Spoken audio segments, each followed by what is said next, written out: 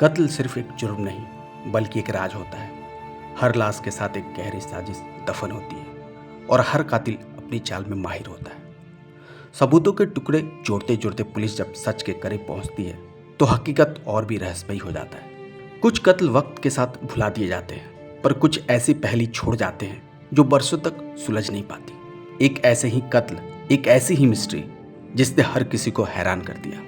दोस्तों, पूरी कहानी सुनाने से पहले आपसे हाथ जोड़कर आग्रह है कि अगर आप धर्म द स्टोरी टेलर परिवार से पहली बार जुड़ रहे हैं तो प्लीज चैनल को सब्सक्राइब कर दें। इस स्टोरी के माध्यम से धर्म द स्टोरी टेलर परिवार आपका चैनल पर हार्दिक अभिनंदन करता है। नमस्कार, आदाब, सत श्री अकाल। स्वागत है आपका अपना चैनल धर्म द स्टोरी टेलर। उम्मीद है आप सभी अच्छे होंगे, आपकी फैमिली अच्छी होगी, आप अपना और अपनों का ख्याल रखें। मध्य प्रदेश के जबलपुर शहर के मिलेनियम कॉलोनी में एक दिल दहला देने वाला दोहरा हत्याकांड सामने आया है जिसने पूरे क्षेत्र को स्तब्ध कर दिया है। इस घटना में रेलवे कर्मचारी राजकुमार विश्वकर्मा और उनके 8 वर्षीय बेटे तनिष्क की निर्मम हत्या कर दी गई। इस जघन्य अपराध के पीछे की कहानी चौंकाने वाले खुलासे से भरी हुई है। राजकुमार विश्वकर्मा भारतीय रेलवे में टेक्नीशियन पद के कार्यरत थे। उनकी पत्नी का मई 2023 में कैंसर के कारण निधन हो गया था, जिससे परिवार में शोक और अस्थिरता का माहौल था। राजकुमार अपनी 16 वर्षीय बेटी काव्या और 8 वर्षीय बेटे तनिष्क के साथ मिलेनियम कॉलोनी में रहते थे।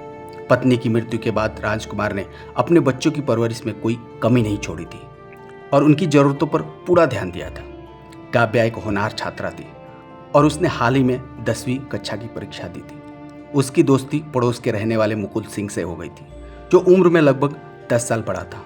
मुकुल एक प्राइवेट कंपनी में काम करता था और काव्या के परिवार के साथ उसके अच्छे संबंध थे। दोनों के बीच में दोस्ती धीरे धीरे प्रेम संबंध में बदल गई, जो बाद में परिवार के लिए समस्याओं का कारण बन गया।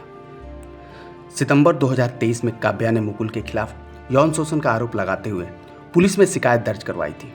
इस शिकायत के आधार पर मुकुल को गिरफ्तार किया गया और उसके खिलाफ धारा 376 और पॉक्सो एक्ट के तहत मामला दर्ज किया गया। लगभग 1 महीने बाद मुकुल जमानत पर रिहा हो गया। इस बीच राजकुमार ने काव्या को पिपरिया में अपने भाई के घर भेज दिया था ताकि वह मुकुल से दूर रह सके और अपनी पढ़ाई पर ध्यान केंद्रित कर सके। मार्च 2024 में काव्या अपनी बोर्ड की परीक्षा के लिए जबलपुर वापस आई। इस दौरान वह फिर से मुकुल के संपर्क में आई और दोनों ने मिलकर एक खतरनाक योजना बनाई। 14 मार्च की रात मुकुल ने गैस कटर की मदद से राजकुमार के घर की खिड़की काटकर अंदर प्रवेश किया। घर में प्रवेश करने के बाद मुकुल और काव्या ने मिलकर राजकुमार और तनिष्क की हत्या कर दी। तनिष्क का शव फ्रिज में छिपा दिया, जबकि राजकुमार का शव किचन में पड़ा मिला।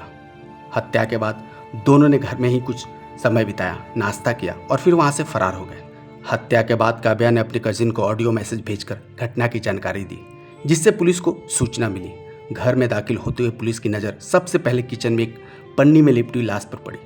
किचन के चारों तरफ खून ही खून था।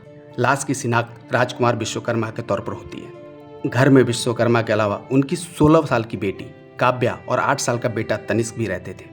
राजकुमार की पत्नी 2023 में बीमारी की वजह से मौत हो गई थी।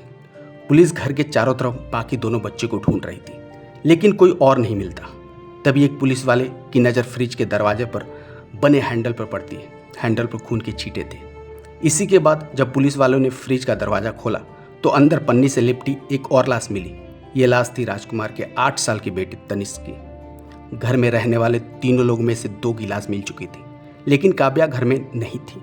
घर के पीछे बालकनी का दरवाज़ा गैस कटर से काटा हुआ था, जिसे देखकर पुलिस ने अंदाजा लगाया कि कातिल इसी दरवाजे से घर के अंदर दाखिल हुआ है।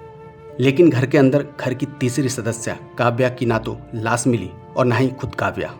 तो क्या कातिल काव्या को किडनैप कर अपने साथ ले गया? कहीं काव्या का भी तो कत्ल नहीं हो गया? आखिर राजकुमार विश्वकर्मा परिवार से किसी की क्या दुश्मनी थी? इन्हीं सवालों के साथ पुलिस ने अपनी तफ्तीश शुरू की। राजकुमार का परिवार जिन रेलवे कॉलोनी में रहता था, उस कॉलोनी में सीसीटीवी कैमरे भी लगे हुए थे। तभी कैमरे में कैद एक तस्वीर पर जब पुलिस की नज़र पड़ी तो खुद पुलिस चौंक उठी। ये वही तस्वीर थी 15 मार्च की दोपहर करीब 12 बजे। इस रेलवे कॉलोनी में एक लड़का लाल रंग की स्कूटी पर बाहर निकलता है।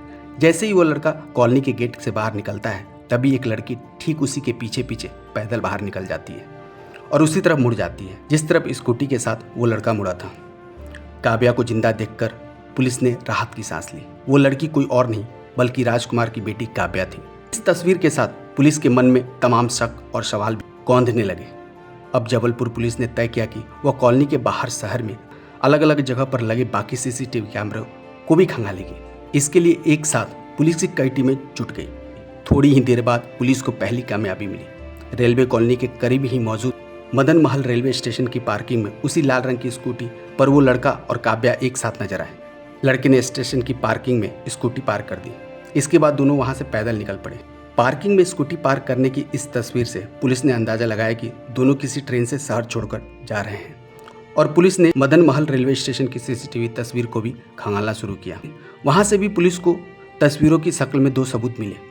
दोपहर लगभग 12:59 पर काव्या और वही लड़का पहले रेलवे स्टेशन के अंदर दाखिल होते हैं, फिर एक दूसरे कैमरे में स्टेशन से बाहर निकलते हुए दिखाई देते हैं। उनके इस आने और फौरन लौट जाने से ऐसा लगता था मानो स्टेशन कोई ट्रेन पकड़ने नहीं आए थे, बस आकर लौट जाने के लिए ही आए थे। अब पुलिस की टीम रेलवे स्टेशन के आसपास के इलाकों में कैमरे को खंगालती है। पुलिस को फिर कामयाबी मिलती है। इस बार काव्या और वो लड़का जबलपुर के ISTB पर एक कैमरे में नजर आते हैं। दोनों एक पीले रंग की बस की तरफ बढ़ते हैं और फिर बस में सवार हो जाते हैं। ये बस जबलपुर से कटनी जा रही थी। चूंकि बस कैमरे में कैद हो चुकी थी, लिहाजा अब पुलिस की एक टीम उस बस को ढूंढने लग जाती है। बस के ड्राइवर और कंडक्टर से पता चलता है कि वो दोनों कटनी से बहुत पहले ही आधारताला में ही उतर गए थे। जब पुलिस आधारताला के बस स्टैंड से जानकारी लेती है तो पता चलता है कि दोनों आधारताला से एक दूसरे बस में रवाना हो चुके थे और कटनी से बहुत पहले सिहोरा में उतर गए थे। पुलिस की टीम जब सिहोरा पहुंचती है, सिहोरा बस स्टैंड से पता चलता है कि दोनों ने वहां से एक और बस ली और फिर दोनों कटनी उतर गए। अब सवाल यह है कि जबलपुर से 90 किलोमीटर दूर कटनी जाने के लिए दोनों ने 3 बसें क्यों बदली। आमतौर पर लोग ऐसे तभी करते हैं जब पुलिस को चकमा देने की कोशिश कर रहे हो।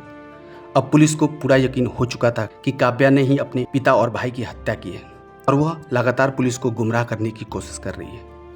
लगभग 2 महीने बाद हरिद्वार के एक अस्पताल में लोगों ने काव्या को पहचान लिया और पुलिस को सूचना दी। पुलिस ने काव्या को हिरासत में ले लिया, जबकि मुकुल वहां से भाग निकला। 2 दिन बाद मुकुल ने स्वयं थाने में सरेंडर कर दिया। जांच में यह पता चला कि मुकुल ने जेल में रहते हुए 5 लोगों की हत्या की योजना बनाई थी, जिसमें राजकुमार, काव्या, एक महिला रिश्तेदार, एक पड़ोसी और एक पुलिस अधिकारी भी शामिल थे।